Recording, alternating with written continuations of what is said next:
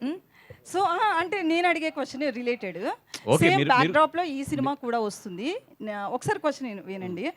So, అంటే ఆ మూవీలో కూడా అక్కడ యాసని తీసుకోవడంలో తప్పులేదు. బట్ అక్కడున్న రియాలిటీకి భిన్నంగా కొన్ని క్యారెక్టర్స్‌ని చూపించిన హీరో క్యారెక్టర్‌ని కావచ్చు, ఇలా కొంత కాంట్రోవర్సీ క్రియేట్ అయింది. అంత దారుణంగా అక్కడ మనుషులు ఉండరు కదా అని. సో, మీ మూవీలో సేమ్ బ్యాక్‌డ్రాప్‌లో వస్తున్నారు కాబట్టి, ఉన్న రియాలిటీ చూపిస్తారా? ఏమన్నా కొంచెం తేడాగా ఎక్కడన్నా ఉంటుందా? జస్ట్ ఇదొక చిన్న ముగ్గురు కుర్రోళ్ళు. ఇప్పుడు మన లైఫ్‌లో మనకు చాలామంది ఫ్రెండ్స్ ఉంటారు. బట్ ఒక్కో ఫ్రెండ్స్ ఎట్లా ఉంటారంటే, వాళ్ళతో మనకు చాలా ఇబ్బందుంటది. మనల్ని ఏడిపిస్తూ ఉంటారు. మనల్నే కామెంట్ చేస్తుంటారు. మనల్నే కొడుతూ ఉంటారు. అయినా కూడా ఆళ్ళ ఫ్రెండ్సే ఎప్పుడూని. అలా ఒక ఇద్దరు క్యారెక్టర్లు, ఒక క్యారెక్టరు.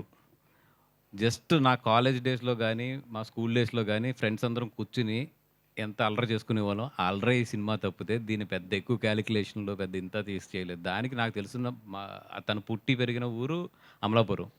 ఆళ్ళ ఫ్రెండ్స్ మధ్యలో సిట్యుయేషన్ తీసుకొని ఒక నీట్‌గా కట్ చేసాడు అంతే. అంతే అంటే తప్ప ఆ డైరెక్టర్ గూడా మాది అదే జిల్లా, అదే జిల్లా అని ప్రతి ప్రెస్ మీట్‌లో చెప్తూనే ఉన్నాడు. ఒక్క నిమిషం అండి. ఇది 'ఆయ్' సినిమా ప్రెస్ మీట్.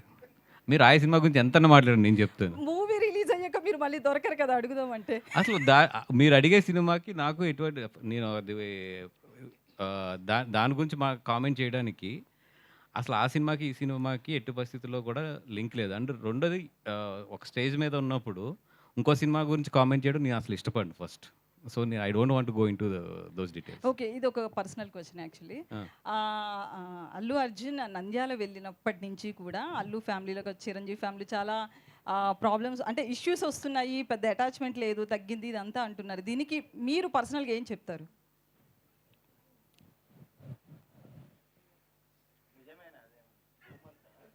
అంటే ఇందాక ఒక దానికి మీరు క్లారిటీ ఇచ్చారు కదా! అదంతా హ్మ్. రూమర్ అని చెప్పి గడ్డం గురించి. సో, ఇది కూడా అట్లేదనా? రూమరా? లేకపోతే నిజంగా ఉందా? ఇప్పుడు కొన్ని కొన్ని సందర్భాల్లో ఒక ఫ్యామిలీలో కొన్ని కొన్ని సిట్యుయేషన్స్ వస్తాయి.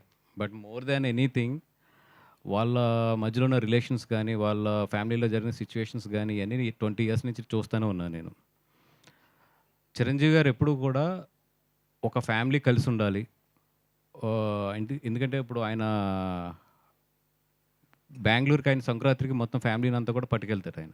ఆయన నిజంగా పట్టుకెళ్ళినప్పుడు చాలా ఖర్చవుతది. ఎందుకంటే ఈళ్ళందరూ స్టార్స్ ఎళ్లి అక్కడ ఉండటం గాని ఇయన్నీ కూడా. బట్ అందరికీ కుదిరిన ప్రతి సంవత్సరం కూడా ఆయన తీసుకెళ్ళి దాన్ని ఒక సెలబ్రేషన్ కింద చేస్తాడాయన. దానికి మెయిన్ కారణం ఏంటంటే ఫ్యామిలీ అంతా కూడా కలిసుండాలి.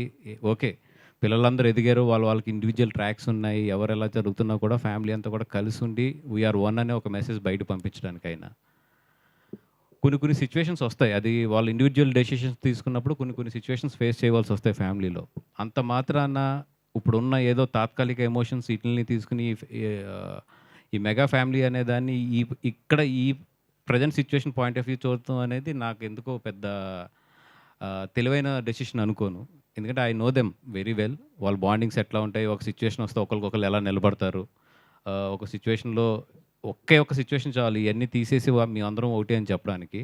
Just I'm waiting for that time అంతే. బట్ మేమందరం కోరుకునేది ఒకటేంటంటే, వాళ్ళని చిన్నప్పటి నుంచి చూసాం కాబట్టి ఫ్యామిలీని అందరిని కూడా మేమందరం కోరుకునేదేంటంటే, ఈ ఈ ఫ్యామిలీ ఎప్పుడు బాగుండాలి. బాగుంటది కూడా. ఇయన్నీ జస్ట్ పాసింగ్ క్లౌడ్స్ అంతే.